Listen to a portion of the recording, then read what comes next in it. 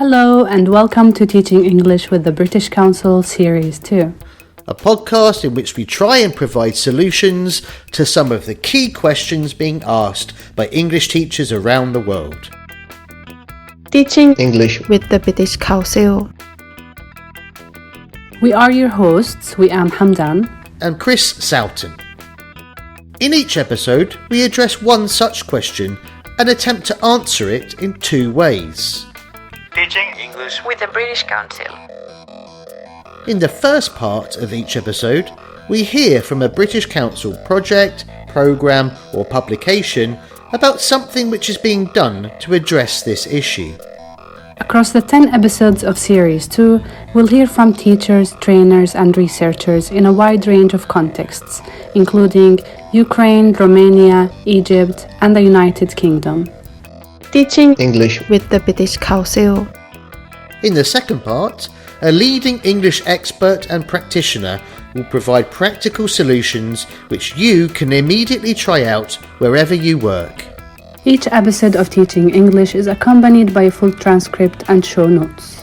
These show notes provide additional information, a glossary of keywords, and links to relevant websites. Teaching English with the British Council. Episode 1. How can we use football to teach English? Hello and welcome back to Teaching English with the British Council. I'm your host from Series 1, Chris Soughton, but for Series 2, I'm delighted to say that I am the co-host, as sitting alongside me is Wayam Hamdan, and we'll be presenting this series together. Welcome, Wayam. Thank you, Chris. It's great to be here and to be co-hosting this podcast. Wayam, perhaps you could say a few words about yourself for our listeners by means of introduction. I'm a Palestinian researcher at the moment. I'm studying at the University of Cambridge for my PhD in education. And previously, I've done a master's in comparative and international education at the University of Oxford. And I worked at the British Council as a teacher and teacher educator for 7 to 8 years. Fantastic. So lots of experience to draw on for this series. And I also know that you're an avid listener to Series 1 of Teaching English with the British Council. So what can our listeners in Series 2 expect?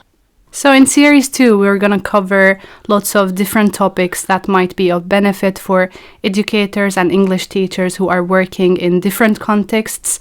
We try to cover different topics from football to taboo issues, and hopefully our listeners will enjoy it. Fantastic. And if you did miss any of Series 1, you can access it via your usual podcast provider or from the British Council website www.teachingenglish.org.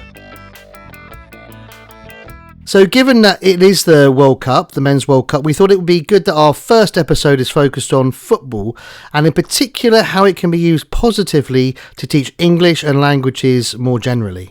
And in our first field report of this series, we are going to hear about the British Council's Premier Skills programme, which you can discover more about at premierskillsenglish.britishcouncil.org. That's right, and our thanks to Jack, Tahir, Renan and Mohammed, who have kindly shared their experiences of creating and using all the materials on the Premier Skills website. Teaching English with the British Council.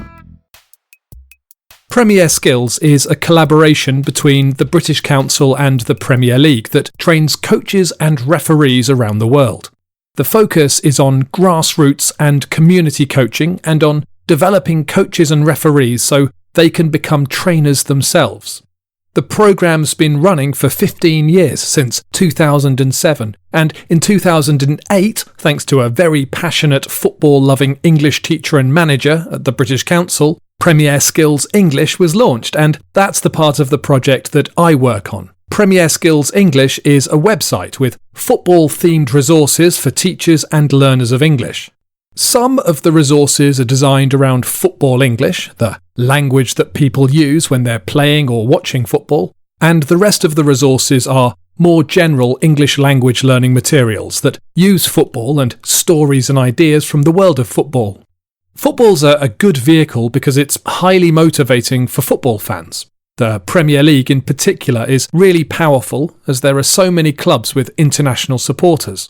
Also, I think that footballers can be good role models for learners, partly because they have to learn English when they come to the UK, and also more generally as they work so hard to get where they are. We have an amazing community on the Premier Skills English website. Some of our learners are really passionate and complete every activity on the website. The community is quite small, but they're from all over the world, and they give us really lovely feedback and really seem to enjoy the materials on the website. I hope all is well with you. I'm Tahir Koshin and I live in Mogadishu, the capital of Somalia. Well, when you are teaching English through football, you are not only teaching English, but you are also teaching geography, culture and social interaction. And nowadays, most young men and women are interested in sports. So they believe football brings them together as a family. It promotes good behavior for a better society. Therefore, they can easily learn English while they are still following their hobbies. I'm Renan, I'm 26 years old, and I work with business intelligence and I live in São Paulo, Brazil. I think football is good for teaching English because it's a sport that almost everybody in the world likes it, as well as being something fun and interesting to talk about. In the materials, I like the exercises that are proposed and the way it makes us think and exercise our skills in English. This is Mohammed Ghunaim. I'm originally from Egypt, but I've been teaching in Turkey for 7.5 years. Well, I do think football is good for teaching English for the kids because, everybody nowadays, they do have a favorite team and favorite players in the Premier League. So whenever this subject pops up in our lessons, they always talk about the likes of Ronaldo, Marcus Rashford, Mo Salah, Harry Kane, and all those famous players. So I do think it's really good and it's important for you to take advantage of this love for the game, and you can use it during your lessons if we have the football club as well. So it helps a lot to improve the levels in English. So mostly I like to use the vocabulary section, like the football phrases section. I do like the series of Angry Albert, and the kids, they like it as well. On the other hand, I like to use some of the expressions and idioms that are used by people from different cities in the UK. And so it's really interesting for the kids to know the difference between dialects, how they pronounce words and phrases, how they are using these kind of things differently. Like one of the most interesting words is that when you speak with a Scouser accent and you say, "How are you?" and they say, "I'm sound." And when I told them that sound here means I'm fine or I'm alright, that was really surprising for them. There are loads of really interesting resources on the website, but if I had to pick a couple of favourites, I'd have to go for the Premier Skills English podcast and the webcomics. The Premier Skills English podcast has been going since 2015. Now there are over 700 episodes, so you can find a Premier Skills English podcast on most English grammar topics. Rich left the project about a year ago, so I'm making them on my own now, which is not quite as much fun. But we've had almost 10 million listens, so I'm not giving up. The other materials I really like are the webcomics. I wrote to the Premier Skills managers and asked them to talk to the coaches they worked with, to ask them about challenges that their coaches had faced and what solutions they'd come up with. I collected their stories together and, where possible, copied them onto a 12-page story outline about a local football club and their coach. I then shared these stories with illustrators in Indonesia and Brazil, and they interpreted them and turned them into comics. I wanted the experiences of the Premier Skills coaches illustrated in a way that would make sense in Indonesia and Brazil, and I don't think that the stories would have worked if I'd asked artists in the UK. So now on the website there are two versions of the same webcomic. The main stories are quite similar, but the different interpretations are really interesting. I think they're really cool. This is an interesting piece, and I personally used English Premier when I was a teacher, an English teacher. And what I found really beautiful about English Premier and now the comics is that it provides this space to contextualize language, which is very important for English language teachers. And you can also do a holistic, lesson from listening, maybe sometimes speaking, different skills, and also the chance to practice vocabulary and practice also grammar in a contextualized manner. How did your students find it when you used the materials with them? I think they're more attentive because they like the topic, so they don't feel that I'm purely teaching grammar or purely teaching vocabulary. So they feel that this is integrated, and it also gives them this chance to compare between cultures. So it provides a comparison element to it, which is very nice for students. Right, Wayam. Well, given this is our first episode, I have created a short vocabulary quiz for you. But I'm going to test you specifically on your football vocabulary. Okay. So question 1. Whenabouts in a game would a last gasp goal be scored? Oh my God. Have to Google this, Chris. Need some help. Well, what do you think gasp is? The word gasp? Gasp, like as in gasp. And when do you take your last gasp? When you die. Yeah. When you die? Yes. So using that knowledge, when do you think a last gasp goal would be scored? At the, verge, and you just want to win, and you win, and then you gasp, maybe? Yeah, so it's at the very end of a game. It's the last gasp goal is at the very end of a game. Okay, we'll generously give you half a point for that. All right, not bad. Question 2. What is the minimum effort that you are expected to make in a game of football? In percentage terms. A minimum effort? Yeah. Should be maximum effort, no? No, minimum effort. So as a percentage, football managers will often say you've got to give X number of percent in a game of football. 90? Higher. 100%? Higher. Oh, 101. So 110. 110? Yeah, which doesn't really make sense. So you are expected to make 110% effort. So more than is actually possible in a game of football. Yeah, it is a lot. It's now more I than sympathise with football players more. Exactly, yeah. Okay, question 3. Come on, there's no point. So you've got half a point so far, William. Come on. So complete this football phrase with the correct animal.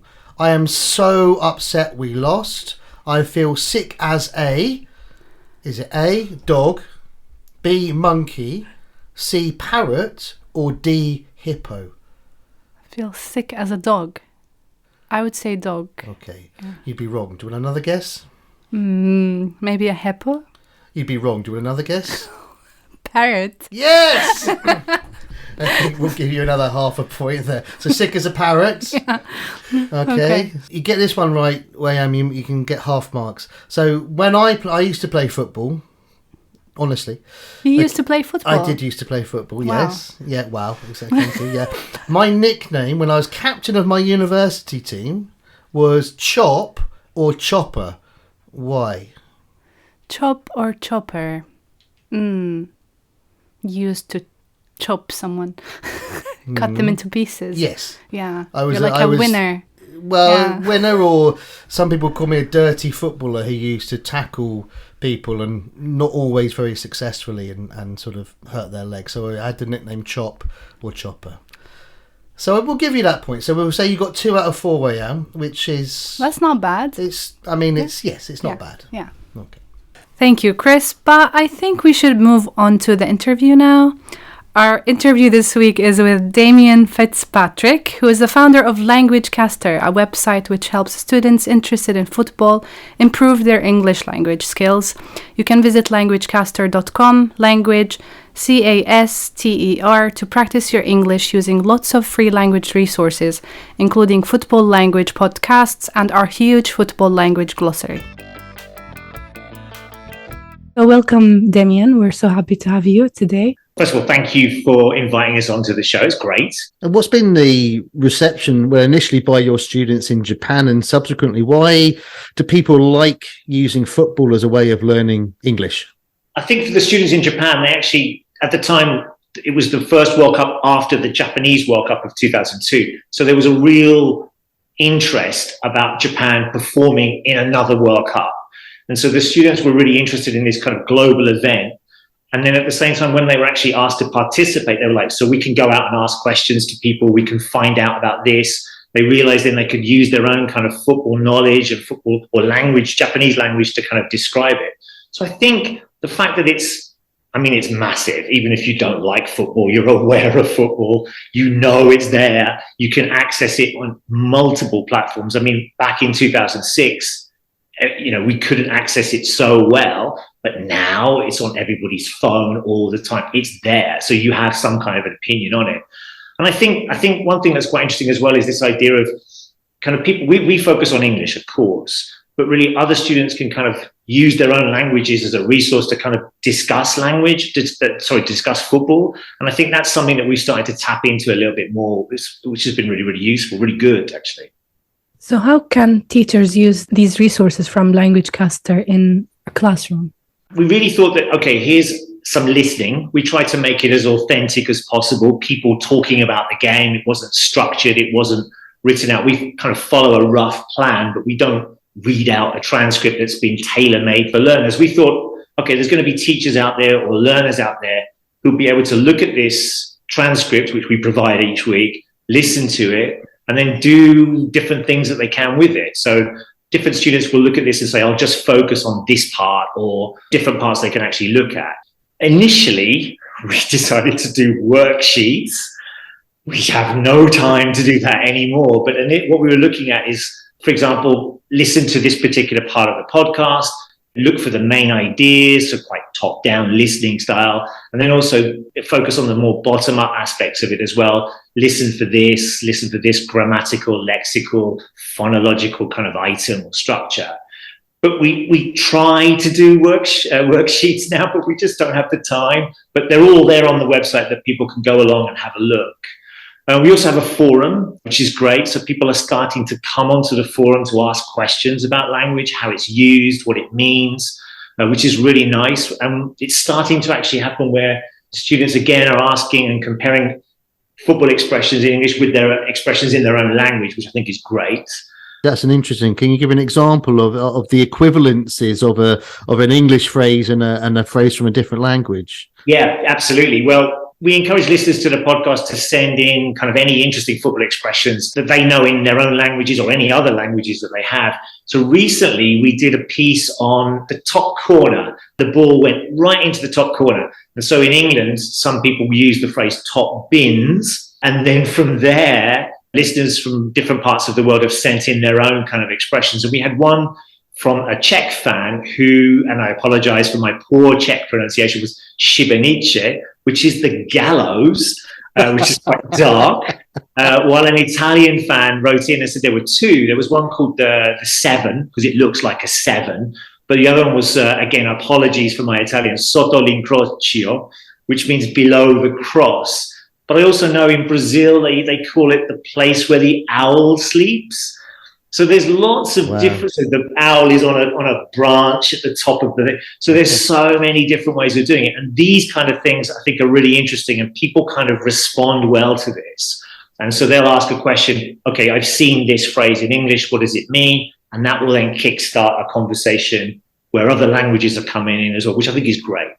But it is very interesting, and it's something else I think you do on the website as well. You move more into looking at how football can be used to teach non-English languages as well, and how it can be used more from a multilingual perspective as well. Yeah, I mean, why wouldn't we draw on the linguistic repertoires of us, the students, our listeners, the people who are interested? So if they've got something to say, if they're coming to our site, they've got different things to say, whether that be through English or through their own languages as well. Yeah, I think it's a great way of doing it. And as I said, when you see someone using one particular language on our site and you see someone else joining in with that discussion, either adding to it or asking more questions about it, it's great. We had one recently where we had people asking us about a Spanish phrase, and my Spanish is okay, but not great. And I didn't really know this particular phrase. So I contacted a Spanish friend of mine. And then we also contacted people at Multilingua FC, and they came back with something. And then more people joined in with it, giving more examples. And so just from one particular question, we had lots of different perspectives on it, which I thought was great. It's interesting from a pedagogical perspective as well, that because historically, certainly the world of English language teaching, it's very much seen, you should teach the target language in the target language. But the model you've got here, for example, is very much about drawing on those different repertoires, using first language as scaffolding to access the target language. I'm just wondering, do you see that some of your users and people who study elsewhere, there's some conflict between the way in which they're learning with you guys and how they're learning in their own environments? I think it's really interesting. One of the reasons why we put this thing together as well was that we didn't want to say, today we're going to be looking at this particular target language or this particular aspect of language, because we thought, well, there's going to be people, we were hoping there was going to be so many people listening with various levels, various kind of knowledge of football, various kind of in various contexts, whatever. So we thought, well, look, what we're going to do is we're going to put out there a listening text, a listening piece where people can kind of do with it what they want to do with it. So, for example, we want to make it as authentic as possible. So it's two people or sometimes more people who come on. We don't mind if they're using any kind of language at all to describe the world of football. And then it's really, can learners take something from this? Now, there's sometimes I wonder, would learners like to have that kind of target language focus? But we think, no, they can get that elsewhere. And I think here is, in a more natural, more authentic way, people can kind of work through it in different ways. I think that's really what we wanted to do. So it's not very structured at all. The tension you mentioned between the way they may be receiving instruction is, I think that's a really important factor. So maybe we would look at it as almost like, well, look, you have this already. Here's another way that you might want to look at it.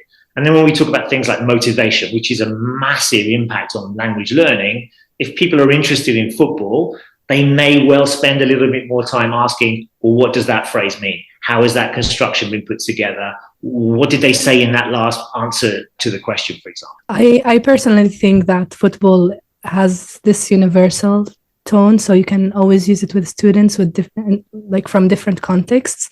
So what would you say to teachers, maybe head teachers and inspectors, if they say that football is not an appropriate subject for English language classroom?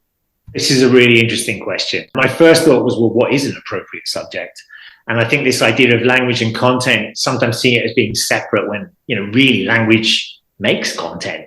So they're actually looking at language, and you just kind of take this idea of football away and say, here's an example of how language operates, how you can learn more language, how you can become interested in language by going through football or music or fashion or whatever you think is appropriate for them. We talked about motivation, or I spoke about motivation before. Those who are really into football, or they are interested, or they are aware of, can find out something there as well. So I think that's interesting. I think, as I said, football, it's not just football, but that thing, does language. It uses language to do all different kinds of things. It creates, we have to explain, describe, we get very emotional. It tells us stories. I mean, football is a massive narrative. It's telling stories all the time. There's a beginning of a game, an end of a game. There's a beginning of a season, an end of a season. There's a beginning of a tournament. And so you can actually follow the good, the bad, the ugly, the heartache. There's all kinds of things. We've also, on the site, we've covered lots of other issues connected to football. So social issues like racism in football. I mean, basically every week we were almost covering this from different parts of the world. And that kind of provokes a good discussion about, why is this happening? What does it look like? How can we stop it? Those kind of things have been, it's not just top bins, a game of two halves and just football. There's other things all around it as well, which I think is really important. And I guess potentially the Qatar World Cup presents further opportunities for talking about some of those difficult issues or taboo issues. Certainly in the UK, there's a big movement against watching a lot of that or even supporting the England team because of Qatar's position towards things like women's rights and sexuality and these sorts of things. So it's looking at these as an opportunity to talk about issues which are difficult sometimes to talk about in the classroom, but you almost sort of protected it in a way because you're doing it through the medium of football. Yeah, exactly right. Yeah. And it's going to be interesting to see, well, it's interesting already to see how the press reports on it. it's a great opportunity, I think, to discuss all of those issues surrounding the game. Yeah, I think it's going to be great.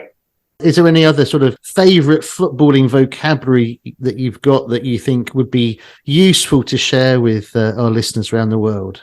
Well, people laugh at the idea of a football cliche, these expressions or sayings that they're so overused that they lose their original impact, or they're tired or whatever. But I think they're used in football quite a lot because it's almost part of the language of it, the discourse of football. We expect it to see that. It's also quite an emotional game. But I remember I was working in Spain at the time, and I was watching a game live, and there was a TV commentator from Ireland called Michael Robinson, who was wonderful, wonderful. And his Spanish language, when he started, wasn't very good, but he really, really tried to get his ideas across. And at one stage, he became wonderfully fluent later on, of course. But at one stage, they asked Michael Robinson, Michael, was that a penalty? Was that a penalty? And he said in Spanish, 6-1 de cena del otro. And myself and my friend was like, in English, guy were like, did he just translate 6 of one and half a dozen of the other, literally into Spanish? And there were people in the bar watching with us go like, okay, what has he just said? And this phrase is now part of Spanish football language, Amazing. Which is fantastic. So I love those kind of things that kind of cross languages and become part of the football discourse as well. So 6 of one and half a dozen of the other. That's brilliant. And it's one in the eye for language prescriptivists who say language should never change and it stays the same. Here is a case in point where someone is creating new forms and it enters into the mainstream discourse. Fantastic. Brilliant. Damien, thank you so much for your time today. Thank you. What I like the most is his enthusiasm and passion when he was talking about the topic. And I think we need more educators who are very passionate about the things they teach, because I think students observe that energy. And when you're teaching something that you love with content that you like, I think you transfer that for the students.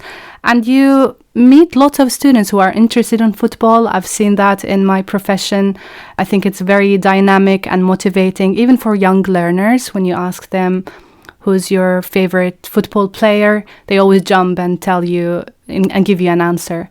So in his interview, Damien also talked about football vocabulary in other languages. And we're going to listen now to a short extract from Sergio Durand, who is the founder of Multilingua, an app which promotes football and the learning of other languages. We started as an app for phones and tablets, but nowadays we also have courses. We have a whole syllabus written for football professionals. We are working with people from many countries. Using one of your interests, using one of your passions, usually helps you to achieve other things, I mean, I remember I learned English, when I was probably in my teenage years, through the music of Oasis, for example, right? I used to love Oasis, and I used all the lyrics and everything to learn English, and I learned by myself, to be honest.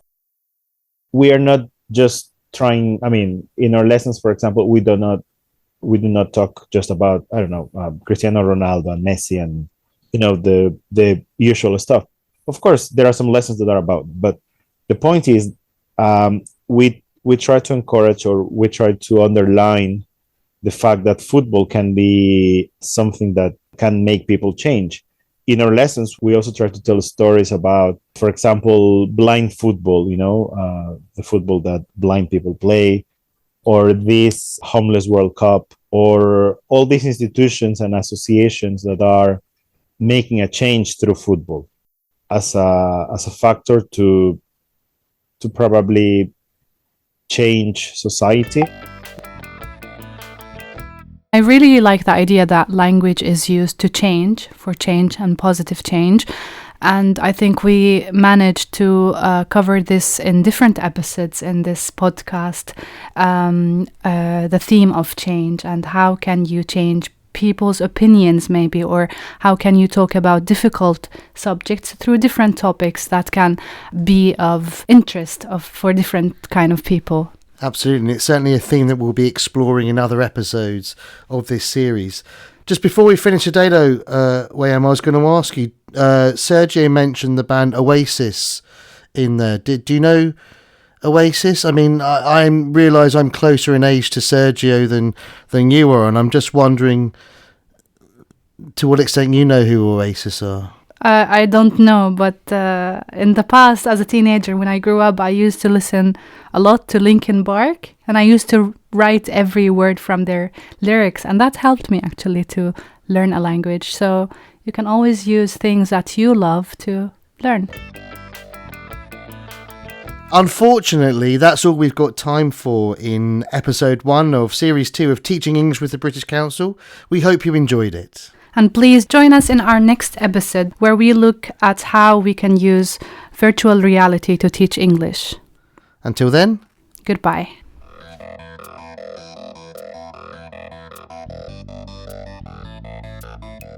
Teaching English with the British Council Series 2 is hosted by Wiam Hamdan and Chris Soughton. The producer is Elizabeth Dyer. Executive producer, Chris Dyer. Salsan Abu Kara is the Arabic language consultant. Also, I'm talking to Sergio later as well from Multilingua FC. Hey, Sergio! Yeah. You've never met him? No, I have met him, and but I'd forgotten I'd met him. Teaching English with the British Council.